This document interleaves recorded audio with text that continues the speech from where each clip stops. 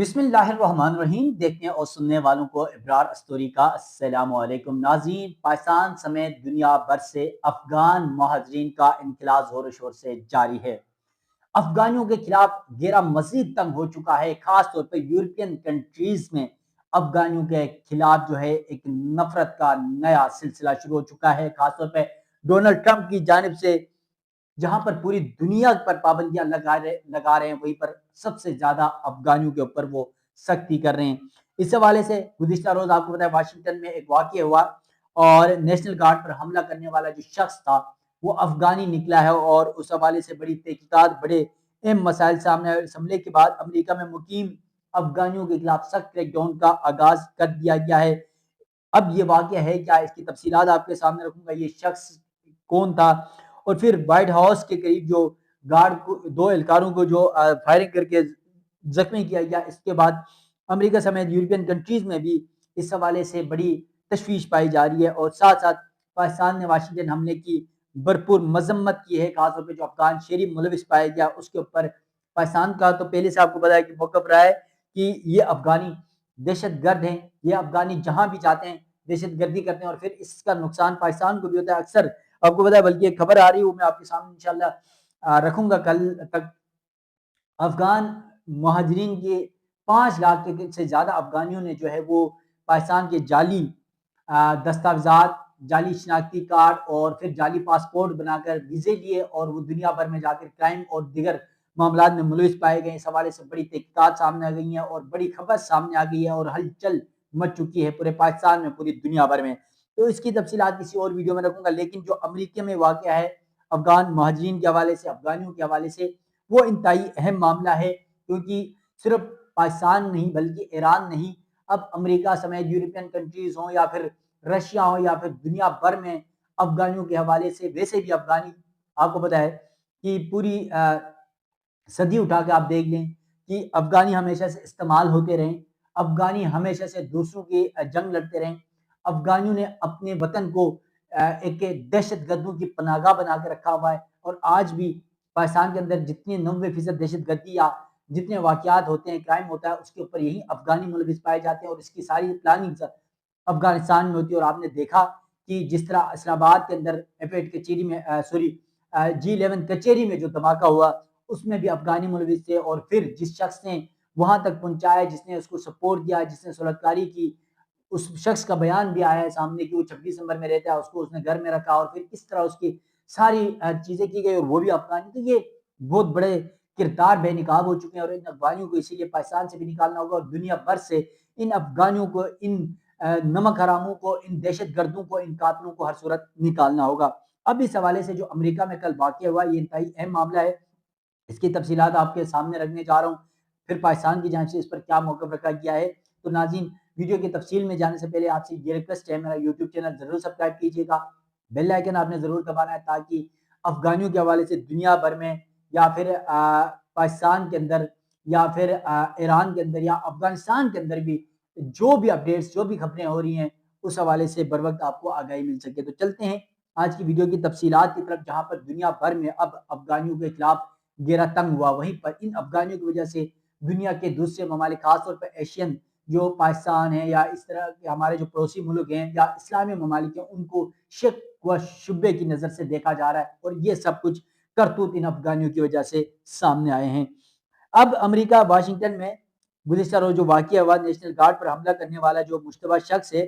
وہ افغانی شہری نکلا. اس حملے کے بعد امریکہ میں مقیم جو افغان شہری ہیں یا جو افغان مہاجرین ہیں یا افغانی ہیں انہوں نے پناہ بھی دی تھا، ان کے خلاف سخت ایکشن شروع کر دیا گیا ہے. امریکی دارالحکومت واشنگٹن ڈی سی میں نیشنل گارڈ کے 2 اہلکاروں پر فائرنگ کے واقعے کے مشتبہ حملہ آور کی شناخت 29 سالہ رحمان اللہ لکھانوال کے نام پر کر لی گئی ہے، جس کا تعلق افغانستان سے ہے. رپورٹ کے مطابق رحمان اللہ لکھانوال اگست 2021 میں افغانستان سے امریکہ آیا تھا، جب بائیڈن انتظامیہ کے دور میں انخلا اور آپریشن الائنس ویلکم کے تحت ہزاروں افغان شہریوں کو کم از کم ویٹنگ کے ساتھ امریکہ منتقل کیا گیا تھا. اور اب جن افغانیوں کو پناہ دیا، اب وہیں جہاں پر پاکستان کو وہ پہلے نقصان پہنچا رہے تھے، اسی طرح امریکہ سمیت یورپین کنٹریز کے لیے بھی اب یہ درد سر بن چکے ہیں. امریکی حکام کے مطابق مشتبہ شخص کا آخری معلوم مقام بیلجیم واشنگٹن تھا۔ نیوز کے مطابق لکھانوال نے اپنی ویزا مدت سے زیادہ قیام کیا اور اس وقت غیر قانونی طور پر امریکہ میں موجود تھا۔ فائرنگ کے واقعے میں دونوں ویسٹ ورجینیا نیشنل گارڈ کے اہلکار شدید زخمی ہوئے اور تشویشناک حالت میں ہیں۔ حملے کے دوران مشتبہ شخص بھی زخمی ہوا جسے اسپتال میں طبی امداد دی جا رہی ہے۔ ایف آئی اے نے اس واقعے کی تحقیقات ممکنہ دہشت گردی کے زاویے سے شروع کر دی ہے، یعنی اگست 2021 میں کا مہینہ تھا جب اے پی گیٹ حملے میں 13 امریکی فوجی ہلاک ہوئے اور اسی مہینے امریکی حکومت نے ہزاروں افغان باشندوں کو ہنگامی طور پر ملک میں داخل ہونے کی اجازت دی تھی، اور پھر اس کے بعد ڈونلڈ ٹرمپ کے آنے کے بعد آپ کو پتہ ہے کہ امریکی پالیسی افغانیوں کے لیے نہیں، وہ تو پوری دنیا کے لیے انہوں نے پالیسی جو ہے وہ ڈیفرنٹ پالیسی اپنانا شروع کر دیا ہے، خاص طور پہ جو بیرون ملک کے لوگ آ کے آباد ہو جاتے تھے ان کے لیے، ان کے ویزے کے لیے، ان کے امیگریشن کے حوالے سے بڑی انہوں نے سختی کر دی۔ اب جو وائٹ ہاؤس کے قریب جو نیشنل گارڈ کے 2 اہلکاروں پر فائرنگ کے واقعے کے بعد امریکی حکومت نے فوری طور پر غیر معینہ مدت کے لیے افغان شہریوں کی تمام امیگریشن درخواستیں بھی روک دی ہیں، اور رپورٹ کے مطابق جو ملزم کو ایک افغان شہری کے طور پر شناخت کیا گیا ہے، اور اس حوالے سے امریکی فوج کے ساتھ وہ کام بھی کر چکے ہیں یہ جو افغانی شہری تھے، اور امریکی شہریت اور امیگریشن سروسز نے بدھ کو یہ اعلان کیا کہ یہ فیصلہ سیکیورٹی اور جانچ کے طریقہ کار کے دوبارہ جائزے تک مؤخر کیا گیا ہے۔ یہ فیصلہ اس وقت سامنے آیا جب امریکی جو صدر ہیں ڈونلڈ ٹرمپ نے اپنی ہی انتظامیہ سے کہا کہ وہ پچھلی انتظامیہ کے دوران امریکہ میں داخل ہونے والے تمام افغان شہریوں کا دوبارہ جائزہ لے۔ کابل میں جو اقوام متحدہ کی پناہ گزین ایجنسی کے سربراہ عرفات جمال نے کہا کہ انہیں امید ہے کہ یہ فائرنگ امریکہ کے ساتھ وفاداری سے کھڑے ہونے والے افغان شہریوں کے بارے میں منفی تاثر پیدا نہیں کرے گی، کیونکہ یہ خود ہی پیدا کرواتے ہیں۔ اب اس حوالے سے جہاں دنیا بھر سے اس واقعے کی مذمت کی گئی، وہیں پر پاکستان کا بھی موقف سامنے ہے۔ پاکستان کے ترجمان دفتر خارجہ کی جانب سے کہا گیا کہ پاکستان نے واشنگٹن ڈی سی میں افغان شہری ملوث فائرنگ کے واقعے کی سخت مذمت کی ہے۔ پاکستان نے ہلاک ہونے والے فوجیوں اور ان کے لواحقین کے ساتھ ہمدردی کا اظہار کیا۔ دہشت گرد حملے میں زخمی ہونے والوں کو جلد صحتیابی کے لیے دعا گو ہے۔ ترجمان دفتر خارجہ کے مطابق پاکستان نے متاثرہ خاندانوں، حکومت اور امریکی عوام کے ساتھ دلی ہمدردی کا اظہار بھی کیا ہے۔ اس کے علاوہ ترجمان دفتر خارجہ کی جانب سے یہ کہا گیا کہ یہ ہدف بنا ہوا حملہ دہشت گردی کے واضح عمل ہے۔ پاکستان نے پچھلی 2 دہائیوں کے دوران دہشت گردانہ واقعات کا سامنا کیا ہے۔ واشنگٹن واقعہ سرحد پار دہشت گردی کے خطرات کی یاد دہانی کراتا ہے،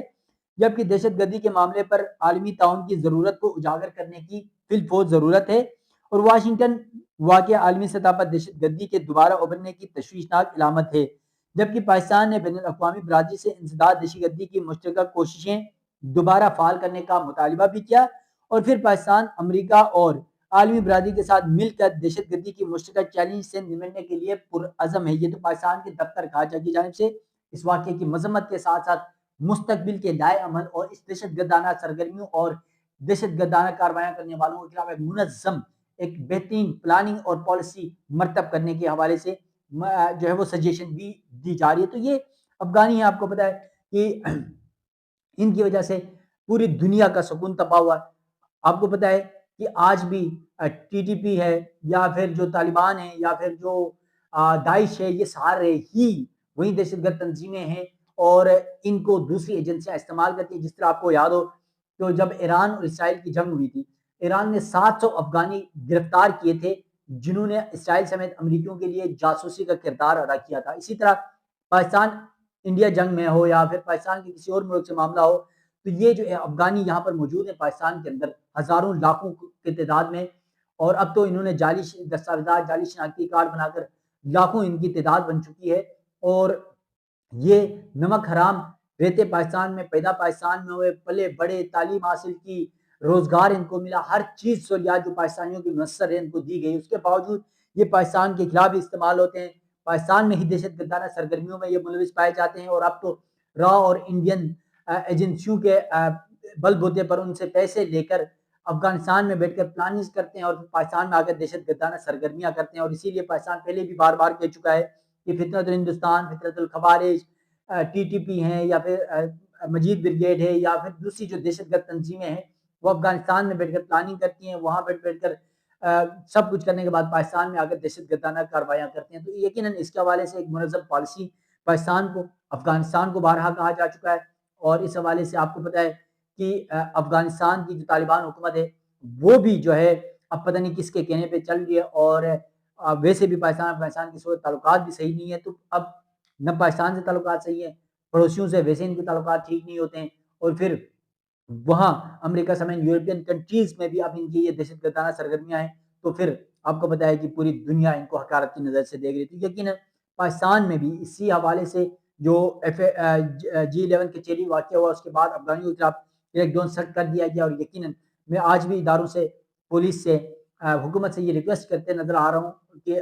بلکہ پوری قوم یہ کہہ رہی ہے، پوری عوام یہ کہہ رہے ہیں کہ ان افغانیوں کو فی الفور نکالا جائے، اب ان کا کسی صورت پاکستان میں رہنا ممکن نہیں ہے۔ تو ناظرین دیکھتے ہیں کہ پاکستان کی پالیسی